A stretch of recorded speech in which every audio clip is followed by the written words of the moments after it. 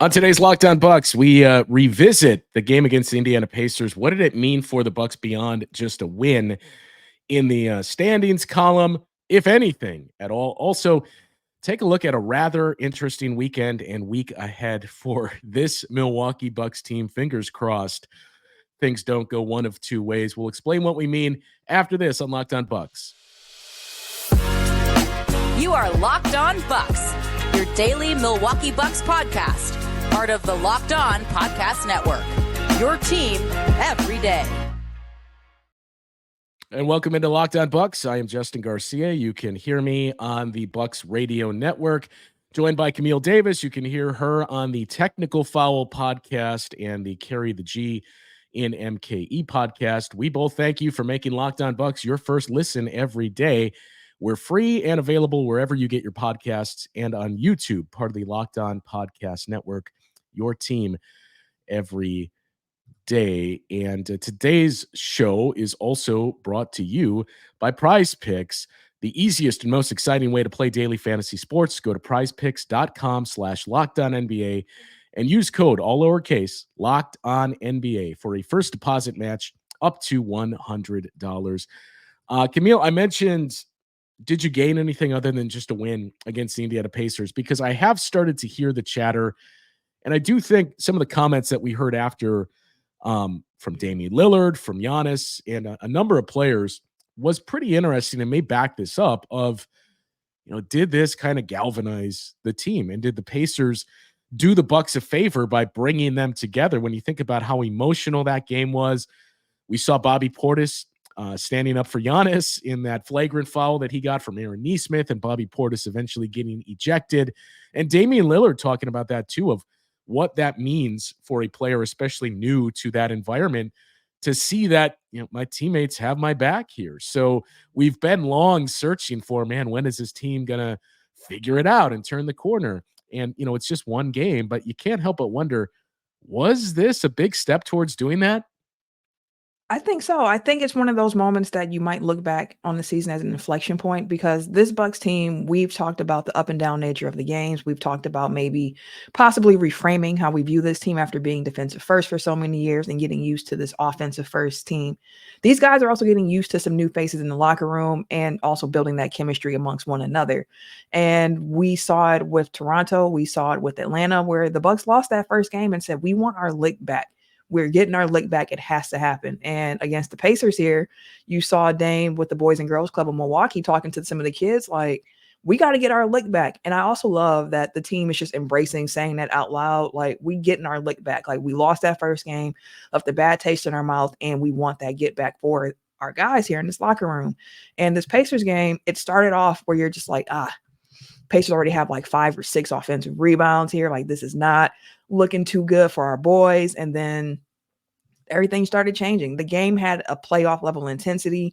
Again, I think the in-season tournament has been something that's been really good for the league so far in its inaugural season, because this is how rivalries start. And I think Milwaukee, Indiana is one where, like, now that we've seen each other 3 times in almost a month with 2 more showings within the next 2 weeks, so seeing a lot of the same team can raise the emotions. It raises everything that's going on. And you saw it with 8 techs in this game. Like, things were getting chippy, things were getting heated.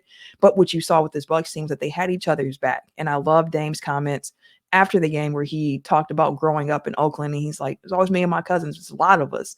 And even if we got into it with each other, if someone else tested us, we had each other's back. And having that aspect of it, it goes a long way. Like, NBA is a game. Basketball is a game. We get that.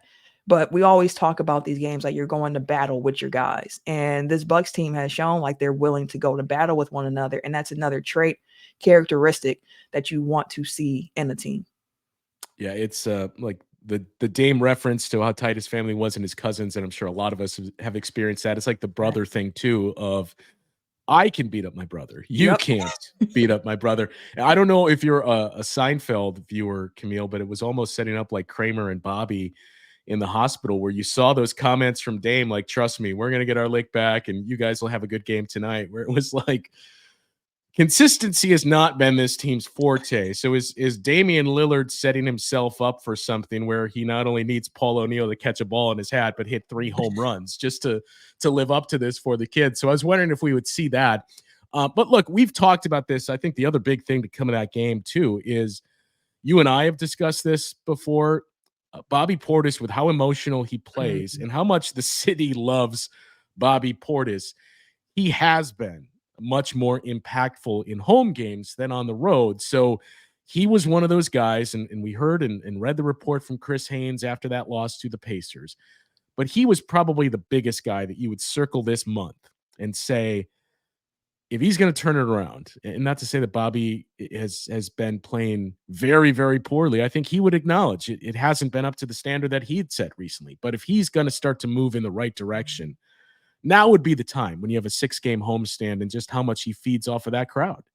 Absolutely, absolutely, and you hope that he can find something here during this homestand that can carry over to the road to make those performances a little bit more close in nature. Again, he's always going to have that home edge because of being able to feed off of that energy of the crowd cheering him, being behind him.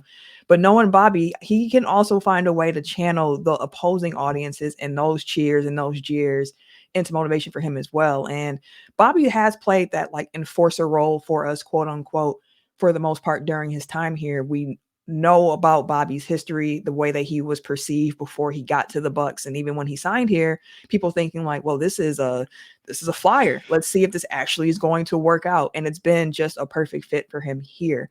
And he's someone who I love to have on my team. Like, you need those type of guys on your team. And it's really good to see him having a great bounce back game, because like we mentioned, the reports that came out after the loss to the Pacers during the in-season tournament game in Vegas, where he's the one calling everybody out, but he just had a very poor game. So it's kind of like, how are you also going to respond to calling out teammates, calling out coaches, and calling out yourself as well? Because that accountability aspect of it is super important as well. And Bobby has, since those reports came out, it's only been a 2-game sample size and they've both been at home, but he's looked really good since those reports came out, since that tournament loss, and since they had a come to Jesus moment in that locker room around, hey, we need to be better.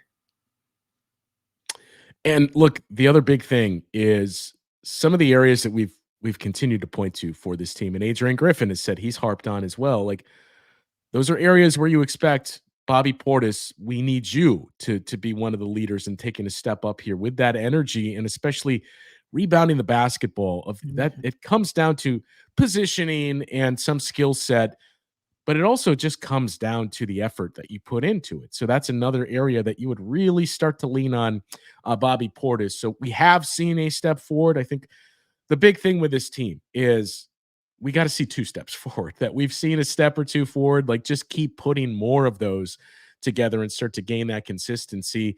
And this schedule may present that perfect opportunity, which we'll get to in just a moment. The other thing I do want to get into coming up next, though, is back to Wednesday night against the Pacers. Is this all of a sudden a rivalry? And we've talked about the Celtics and the Heat, but what to make of a Central Division foe with the Indiana Pacers here? Maybe the Bucks have found that rival. But we do have to tell you about our friends at Dave. Dave is the banking app that is leveling the financial playing field.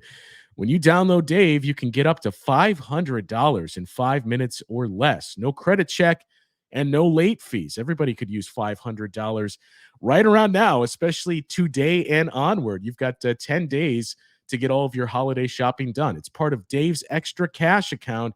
Advance the money you need with no interest and then settle up later. Extra cash gives you more money to buy groceries, fill your tank, finally get your car repaired, catch up on your bills, take care of your holiday shopping. You can do all that without having to wait for your next paycheck, and you can even build credit when you settle up on time. Millions of people have already downloaded the Dave app to make their finances easier. So if you're in a pinch, you need that help this time of season, this time of year, get the help you need by downloading Dave. Download Dave today at dave.com/lockedonnba.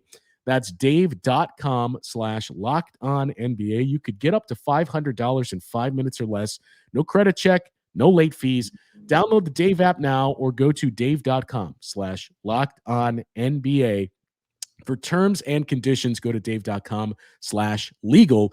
Eligibility criteria and instant transfer fees apply. Banking services provided by Evolve, member FDIC. So, Camille, the Indiana Pacers, that was very, very emotional that we saw. I keep using that word in this episode, but I referenced the I can beat up my little brother, you can't, but this did feel like big brother, little brother when you think about the streak that the Bucks have had in recent years against the Pacers. And look, here's the other thing to keep in mind is we wondered, it doesn't look like that, but I do want to be careful with these words given the Bucks' next opponent. We wondered if the Pistons would be that team that would all of a sudden start their ascent, because for the longest time, the Pistons have been terrible.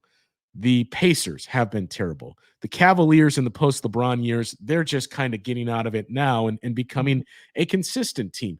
The Bulls have been very hit or miss as well. So for 5 years, the Bucks have been able to dominate a very bad Central Division. And you wondered who's that next team that's really going to climb. Last year, you questioned the Cavaliers. I don't know that they're there just yet. We wondered, well, the Pistons. It's pretty clear there's a good chance it's the Pacers because Tyrese Halliburton is a superstar. Rick Carlisle is one of the best coaches in the league, and they seemingly added all the right pieces offensively. So part of that game on Wednesday felt like the Bucks embarrassed by what happened in Las Vegas and the fact that this team basically punked them twice, once on their home court without Damian Lillard, but they came back. They had big leads. They lost them. They came back and won the game twice against this Bucks team. Part of it was the Bucks wanting to get that lick back, as Dame said. Part of it, too, you got the sense from Indiana was, hey, we're for real. Like, we are not afraid of you, and we're here to show you we're on your level. And that's what you're supposed to do when you're little brother for so many years. Like, we are making a stand here and we are holding our ground. What has happened, that's not going to keep happening here. And that's what you saw the Pacers make that stand to say.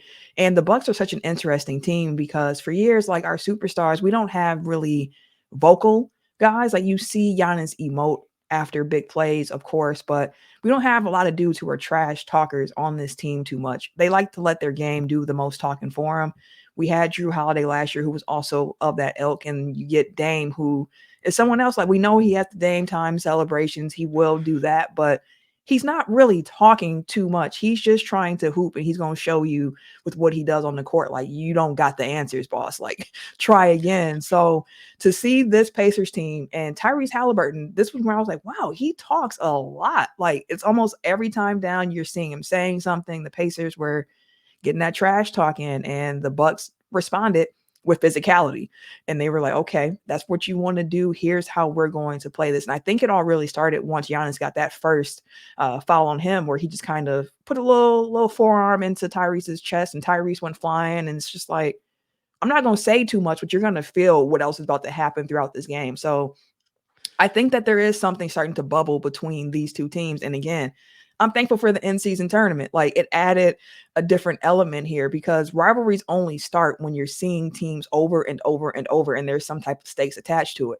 That frequency of it is a big piece of it. And the NBA schedule also lends to this feeling more like a rivalry. To see the same team this many times so quickly, like as of January 3rd, when we have the second game against the Pacers on the back-to-back, that's our last time seeing them this season. Like, to not have to see another Central Division foe until like the rest of the season in January as the month is starting, that's unusual. So like normally playoffs is where that happens because you have the series and you get the bad blood there. But with them having the schedule against the Pacers and then having the extra game thanks to the in-season tournament, it definitely adds fuel to that fire. And I'm here for it. I'm here for high energy games. I'm here for now looking at the Pacers on the schedule. Like, well, let's see what this next game brings, because as a Bucks fan, like for years, it's been, Miami, of course, with the history we have there. It's been Boston with the history, and then also them just being a top team. It's been Philly for years, even going all the way back to them coming to Milwaukee, fans coming to Milwaukee just to try to boo Malcolm Brogdon, but Brogdon wasn't playing, so they booed Tony Snell by proxy. Like, there are some teams in the league where it's like, I look forward to playing these Eastern Conference foes because we got that history, and the Pacers are definitely entering onto that list. No, it's a good point too about the in-season tournament and what that added, because if it was just the one game, I don't think you see those emotions that the Right. Bucks knew the finances that they lost by not advancing and potentially winning even more money. But also the chatter coming out of that game was, have the Pacers arrived? And I know Damian Lillard had those comments about Tyrese Halliburton on the one hand of, well, he kind of walked it both ways of, I've made a career of doing the same thing. So you have to acknowledge people are going to do the same to you, but also like you better earn that. So I think Yeah. the Bucks certainly were looking to send a message, and that wouldn't have been the case if it was just that one game in Indiana earlier in the season. And now I'm going to be curious if we see some of the same when the Bucks are in New York for 2 straight games against the Knicks, because that's almost very, very similar circumstances where one was within the in-season tournament, the other game, a close game that you won down the stretch. You're 2-0. And look, where the Bucks currently sit in the bunched up Eastern Conference, I know they have the second best record, but if we start to look at things like net rating and point differential, if that was your determiner, the Bucks would be in the 4-5 matchup, potentially against the New York Knicks. So these are 2 teams you could still face in the postseason, and that's going to add to it as well for this Bucks team moving forward. 2 teams that I don't think, I'll go on a limb and say we won't see in the postseason this year are coming to Milwaukee within the next week. So you and I were talking about this before the show began. This is a very, very interesting and I would argue somewhat tense circumstance that the Bucks are potentially going to be in for this next week, because your next game is on Saturday at home against the Detroit Pistons. The Detroit Pistons right now are 2-22. They have currently lost 21 straight games. They play Friday night against the Philadelphia 76ers, and that's game 2 of a 2-game series with Philly, home and road. So if they lose, they're coming to Milwaukee on a 22-game losing streak. Then you have later next week, I should say, you have the Rockets on Sunday. Your next game after that is Tuesday against the San Antonio Spurs, who are currently in an 18-game losing streak. They also play Friday against the Lakers, and then they play Sunday against the Pelicans. So they could be coming to Milwaukee on a 20-game losing streak on Tuesday. There's potential for 2 of your next 3 games to be hosting teams on losing streaks of 20 games or greater. And Camille, as crazy as this is to suggest, I want no part of that. Like, you don't want to be the team that loses and breaks the streak that's over 20 games. I think 28 is the record. And I think we looked at this Wednesday night. I believe if the Pistons were to break that record, the 29th game in their losing streak would actually be, and it is, against the Boston Celtics December 28th, which is very feasible when you look at what they have. Sure, you're going to have off nights where you catch a team that maybe takes you lightly or their shots aren't falling. That could happen at any given moment. But if they lose to the Sixers 22 games in a row, and that's on the road, it's part of a 3-game road trip. Then they have the Bucks. That would potentially put you at 23. Then Monday, they're in Atlanta. That's been an up and down team, but Atlanta's still more talented than Detroit. That would get you to 24. The one game I think you would circle, they have a home game against the Utah Jazz on the 21st. Yeah, and that is, man, if we don't get this one, we got another series with the Nets, and then we got the Boston Celtics. That, like, this thing could extend into the 30s if we don't get one of these upcoming games, or especially that game against the Jazz. Absolutely. That was something I talked about on Technical File this week as like my NBA thing. Like, hey, the Pistons are on they are on a franchise record losing streak at this moment, and has the legs to possibly become an NBA record losing streak. And the part of it that just made me kind of laugh a little bit was like, for as bad as the Pistons have been, and I've heard more talk about the Pistons than any other team, I was like, the Spurs haven't been that far behind them. As you mentioned, their losing streak that they're currently on right now. And the Wizards have just been a big mess. When I last looked on Tuesday, they had lost 14 of their last 15 games, and their only win had came against The Pistons, of course. So like these are three teams in particular where I would think that as an NBA team, when you see that they're coming, one, you might think like this is easy money, but when you see a team on a losing streak like that, there's some pride there. You don't want to be the team that this team just beat, where it's like you have 2 wins this entire season. I cannot let you come into our home arena and beat us here. And that goes for both the Pistons game coming up and the Spurs game coming up. It's just you have to have some pride amongst yourself. You have to protect home court, and you don't want to be on that side of history where it's like, they ended this crazy losing streak against us, a top 3 team in the conference. Like, you don't want that on your record. So they're in Philly tonight, like you mentioned. Then they come to Milwaukee. So in addition to the fact that this is a crazy losing streak, you're facing a team on the second night of a back-to-back, which in itself, you have a rest advantage. So things are lining up where it's like the Bucks should take care of business and they should win this game. Now, the execution of it is going to be crucial because the last time we played the Pistons, it was a very close game in itself. So got to take care of business. You don't want to be in that losing column against this team. No, and actually I misspoke too. The game against the Celtics, if they keep losing, that would tie the record at 28. So it's December 30th against the Raptors that would potentially break it. And that Celtics game is on NBA TV, which I think a lot of people thought, like, who's going to watch this? If there are 27 straight losses going in, I can guarantee you I am watching parts or all of that game between the Celtics and the Pistons. And that's the last thing you mentioned too. That's the other interesting part is that it's night 2 of a back-to-back, and it's in Philadelphia. It's not in Detroit that they're going to be traveling from. They had a 3-game homestand or 2-game homestand prior to that. So that's the reasoning for that. But you would think, it's night 2 of a back-to-back. They must be playing in Detroit and taking that short flight from Michigan to Wisconsin. No, they're coming from the East Coast. So yes, there's that. And then again, we're getting ahead of ourselves, but potential for 20 games from the San Antonio Spurs. And I think the larger point of all of this is a pretty golden opportunity for the Bucks, who have still not fully rounded that corner and started to figure things out and put forth a lot more of that consistency. But the Pistons, the Rockets have been spunky this year, but that's still a team you should beat, especially at home. The Spurs, a team you definitely should beat. Mm-hmm. Then the Magic, that's what rounds out that homestand. Orlando's much better this year, and especially defensively, one of the best in the league. But just as we heard, hey, we want to get some revenge from those Pacers games. I would assume it's the same feeling with that Magic game, and especially where the Magic sit in the standings. Then you got 2 games in New York against the Knicks, who you've already beaten twice, so it's going to be the inverse of that approach. But they're without Mitchell Robinson. They've had to lean on Taj Gibson now that they've resurrected and brought in here.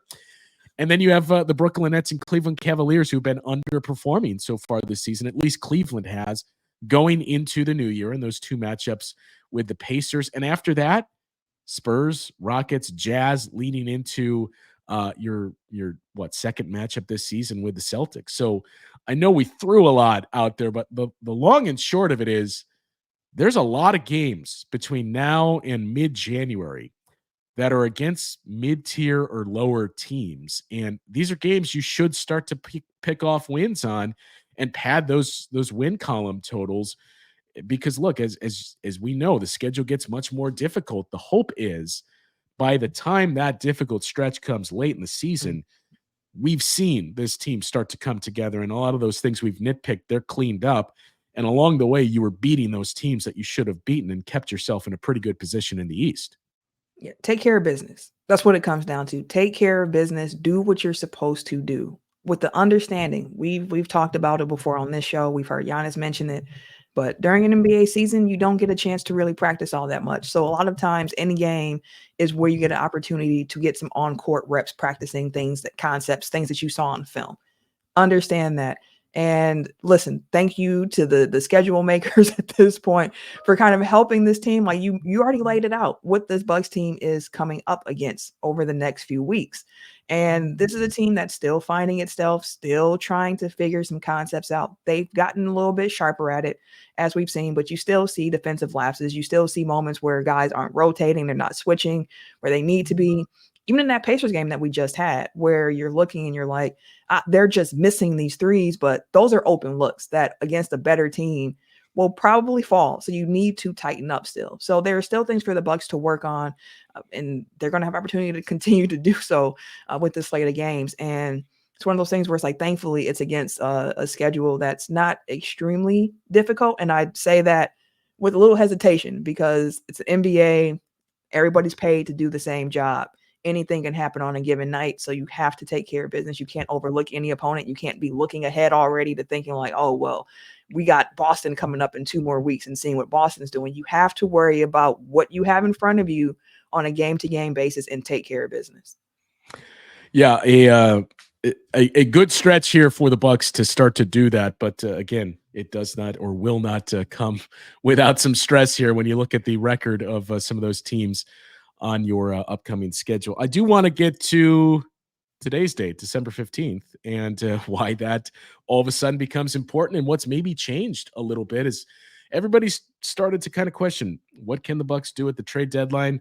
Well, trade season has officially begun, so we'll get into that after this and after we tell you about Prize Picks. They are the largest daily fantasy sports platform in North America.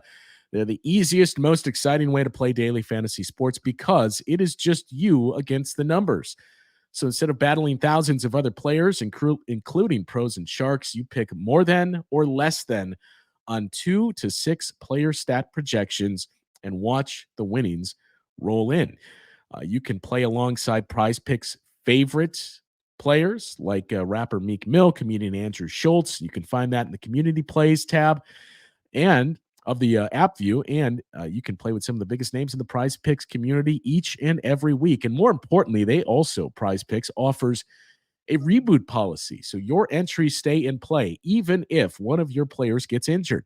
For football and basketball games, if you have a player who exits the game in the first half and does not return in the second half, that player is rebooted. Prize Picks is the only daily fantasy sports platform with an injury insurance policy. It's very simple and easy to use. Just go to prizepicks.com/LockedOnNBA and use code LockedOnNBA for a first deposit match up to $100.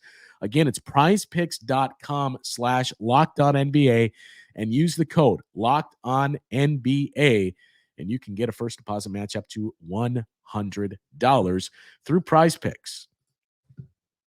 All right, December 15th, as we sit here and record this, Camille, that is today's date. And I'm sure a lot of our audience is aware of why that date is important. But if you're not, that's when more contracts become tradable in the NBA. So I believe it's just over 80 free agents who signed deals in the offseason. December 15th is that trigger date where that contract can now be moved. So you got a bulk of the league who is already tradable. Now you're adding roughly 80 or so players to that list that can now finally be moved. It's been a while since we've seen one of these December 15th deals. I believe it's been about a decade or so, and it usually is not any players of consequence. I think the big thing with this is that the trade season is officially opened. It's not to say, hey, expect all these moves to start coming fast and furious now, but we have had, some interesting test cases already here with notably Zach LaVine. And now it's not Zach LaVine himself, but the players you could potentially trade him for. Now that pool becomes larger with free agents signed in the offseason that maybe you were just adding. The Miami Heat have been one of the biggest teams to use this. Maybe you just keep them around just to have a contract that you can move. Maybe it was somebody brought in. It's just not working, like we saw the Bucks do with DJ Augustine that brought them a PJ Tucker. But now there's a lot more players that are going to be available, and especially that Chicago situation. I think you're going to start to see some movement, not necessarily today or this weekend, but in the coming weeks. Absolutely. This is a big date because, like you mentioned, there are more guys whose contracts can be traded, and it's a contract game. Like, you might have like a player who you're targeting, but it's like you got to make the numbers work as well. So having more options to make the numbers work. Of course, this is why you see trades start to pick up after this December 15th date. You mentioned Chicago. team to keep an eye on. And it's been really interesting watching Chicago because Kobe White has been really playing some good basketball. And it's kind of like, it's interesting that this begins when Zach LaVine is out, when DeMar DeRozan was out for a bit, but now he's back in the lineup. And it's like, okay, well, what happens next with Chicago? We expected, a few weeks ago, it looked like it was going to be a complete fire sale in Chicago, but it's interesting to think, like, has the last couple of weeks changed anything there? But keeping an eye out on Toronto as well. Toronto was a team last year where people thought they might be able to blow it up a bit. So let's see what happens. And I mentioned those two teams because they're both in the East. You always have to keep an eye on whatever Miami might be looking to do. We know the Bucks don't have much in their tradable cupboard when it comes to draft picks and assets of that sort. Look at the contracts on this team, and it's kind of like, well, what could we actually do? Who could we move? And some of the names that you talk about who might be in trade talks for the Bucks, fans have a very emotional connection with. We talked about Bobby Portis, one of the emotional leaders of this Bucks team, but it's a contract that when you're looking at trying to get more talent, it slots in pretty well with a lot of different pieces. So does Pat Connaughton. So even a Marjan might be thrown in there. So those are some names for the Bucks side where I'm seeing a lot of people throw out who they want to see the Bucks acquire. And it's like, okay, well, when you're talking money, now we're looking at guys like that to trade out to acquire that talent. So it'll be interesting over the next week or so. Really digging into the list of guys who the Bucks realistically might be able to go after. And again, I respect John Horst because he's been able to turn some trade assets and some players into returns that I didn't think that were even possible. You mentioned the PJ trade. I was like, it just takes two DJs to get a PJ. I never knew that. Like, I didn't know the math was going to math that way to be able to get PJ Tucker. And ironically enough, that's another name that I've been hearing for some people wanting, like, hey, is there an interest there in bringing PJ back since his role with the Clippers has been diminished since that trade? It's been eliminated since that trade. Another DNP last night in the win against the Warriors. That's what I think it's like 6 or 7 straight games that he just hasn't played in at all. And so for the Bucks, and again, we're not suggesting that any of these players are going to be traded, but that list for the Bucks of players eligible to be moved as of today are Malik Beasley, Jay Crowder, Robin Lopez, Thanasis, AJ Green, and Chris Middleton. And just looking through the list, I think some of the interesting names here, especially in light of what has already started to take place this week, is you look at the Lakers. Gabe Vincent and his $10.5 million contract is movable now. D'Angelo Russell over $17 million. That's eligible to be moved. Draymond Green of the Golden State Warriors, who knows what happens there, $23 million plus. That one is now, eligible to be traded. So there's more than 80 names that now officially kick off trade deadline season here. And, the last thing I would add, Camille, too, as we look at just the landscape of the league, the Bucks are one of those first and second apron teams that they have even more handcuffs placed on them, if that's even a phrase to put here. But in the past, you could bring back 125% of the contract value that you were shipping out. So now that number has dropped for teams in the first and second apron. So it's just 110%. So it's closer and closer to dollar for dollar that you can send out. They also can't aggregate any of these deals as well. So you can't take a $3 million deal and a $7 million deal and bring back $11 million.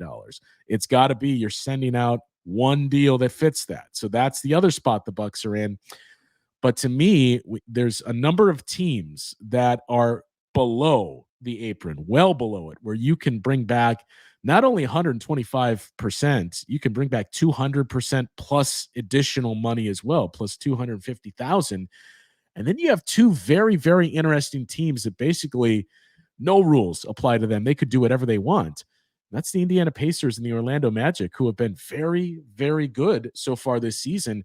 And now not only are they starting to peak and play very well, but they have no financial restraints at all. So it's not to suggest those two teams are going to become title contenders, but they've all of a sudden become very, very interesting teams to monitor from this point forward, and certainly in the offseason. So you mean to tell me that the Pacers going out and getting James Johnson, who they just brought back on after the Like that's not going to be it for the Pacers this year. The enforcer role after getting Bobby Portis, but no, like for real.